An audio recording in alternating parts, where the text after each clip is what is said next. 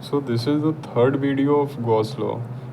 In the first video of Gauss law, we have discussed about mathematical expression of Gauss law, कि कैसे उसके अंदर equation आता है।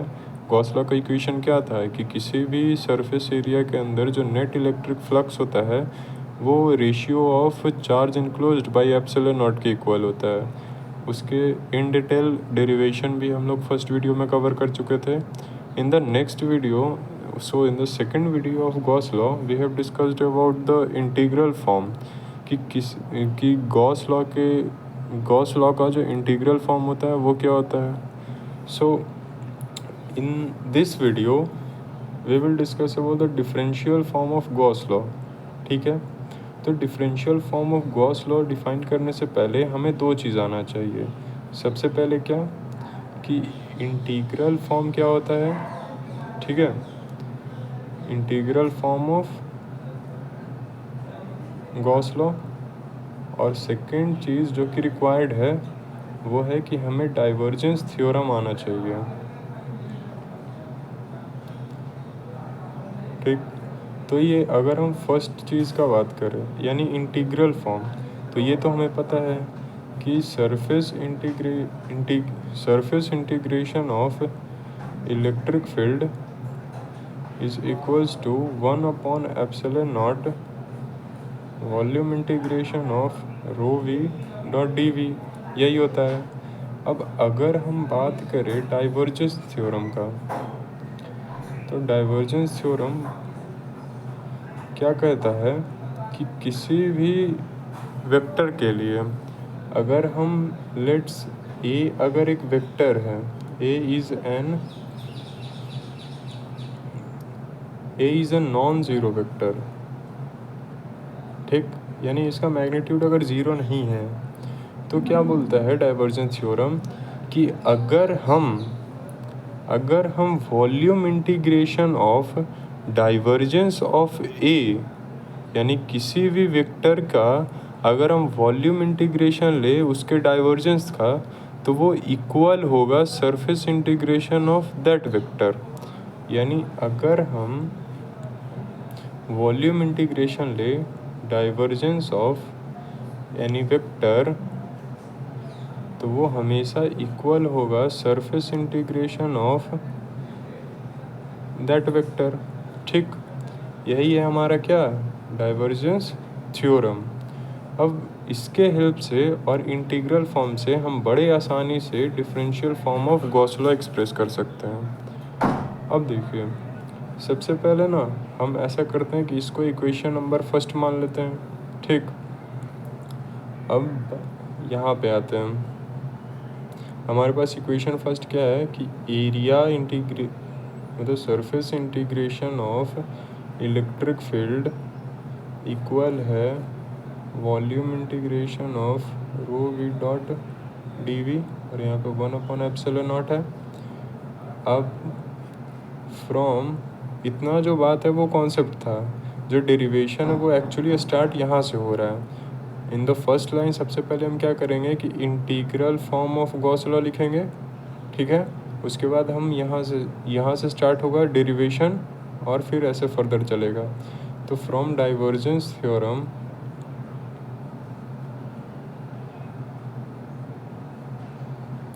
वी नो दैट क्या कि ये जो volume integration of divergence of, इस बार वेक्टर ए की जगह पे हम इलेक्ट्रिक फील्ड एक्सप्रेस कर रहे हैं। ठीक है, of D V is equals to area integration of electric field dot D A. इसको इक्वेशन फर्स्ट मानते हैं और इसको इक्वेशन सेकंड। ये कहाँ से आया है, integral form of Gauss law, जो कि हम सेकंड वीडियो में मतलब इस Gauss law chapter Gauss law concept का सेकंड वीडियो के अंदर हम इसको अच्छे से एक्सप्लेन कर चुके हैं। तो अगर जिनको भी प्रॉब्लम है वो उस वीडियो को प्रेफर कर सकते हैं। तो ये इंटीग्रल फॉर्म हो गया, और उसके बाद ये कहाँ से आ गया डाइवर्जेंस थ्योरम। डाइवर्जेंस थ्योरम क्या करता है कि जो डाइवर्जेंस थ्योरम क्या बोलता है कि अगर किसी वेक्टर ए का डाइवर्जेंस का अगर हम वॉल्यूम इंटीग्रेशन ले तो वो किसके बराबर होता है, surface integration of that vector. तो यहाँ पे वेक्टर कौन सा है, इलेक्ट्रिक फील्ड। तो इलेक्ट्रिक फील्ड के डाइवर्जेंस का अगर हम वॉल्यूम इंटीग्रेशन ले तो वो किसके बराबर होगा, surface integration of electric field. तो ये फर्स्ट इक्वेशन, ये सेकंड इक्वेशन, ये दोनों कहाँ से आया समझ में आया, ये आ गया इंटीग्रल फॉर्म से और ये डाइवर्जेंस थ्योरम से। अब अगर हम दोनों इक्वेशन को थोड़ा सा ऑब्जर्व करें और इस इक्वेशन को अगर हम रीअरेंज कर दें तो ये कुछ ऐसा ही लिखा हुआ है, इसको इधर ले आते हैं और इसको उधर लिख देते हैं। तो अगर हम इसको रीअरेंज करें तो एक चीज़ हमें समझ में आता है, एक क्लिक करेगा आपको कि इसका जो LHS है इक्वेशन सेकंड का और इक्वेशन फर्स्ट का LHS, दोनों का LHS आपस में इक्वल है। और हम अच्छी तरह से जानते हैं कि अगर किसी दो इक्वेशन का LHS आपस में इक्वल है तो ये बात बिल्कुल सही होगा कि उसका RHS भी आपस में इक्वल होगा। तो from equation first and second हमें क्या मिलेगा कि LHS जब आपस में इक्वल है तो उसका RHS भी इक्वल होगा। तो यहाँ से क्या हो जाएगा कि 1/ε0 volume integration of rho v dot dv is equals to volume integration of divergence of electric field, है कि नहीं।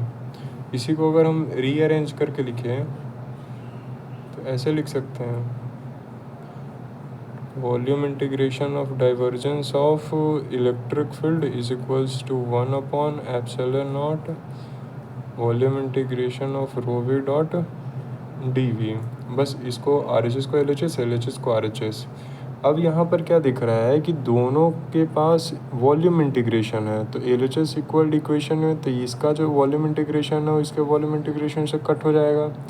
तो यहाँ पर क्या आएगा, divergence of electric field is equals to 1/ε0 into rho v। यानी कि हमारे पास जो इक्वेशन आ रहा है आफ्टर ऑल दिस कैलकुलेशन वो यही आ रहा है।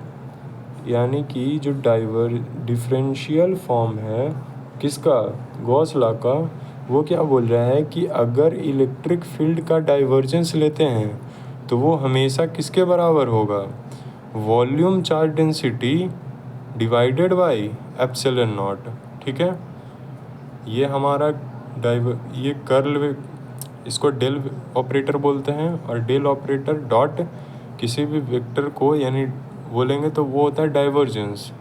अगर हमारे पास यहाँ पे वेक्टर A है और ये होता है हमारा डेल ऑपरेटर, और डेल ऑपरेटर के साथ अगर हम डॉट प्रोडक्ट करते हैं किसी भी वेक्टर का तो वो क्या होता है, divergence of vector A।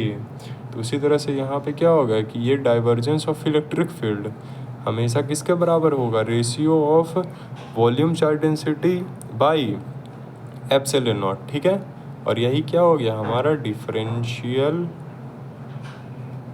Form of Gauss law. ठीक है, अगर इसको स्टेटमेंट के अंदर हम लिखें तो ऐसे लिख सकते हैं, द डाइवर्जेंस ऑफ इलेक्ट्रिक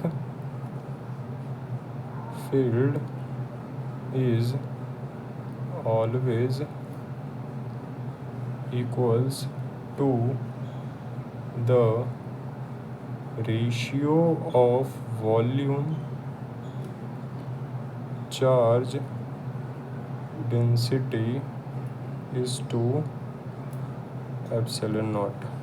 ठीक है, so in this video we have completely discussed about Gauss law. So till then, keep learning. Thank you.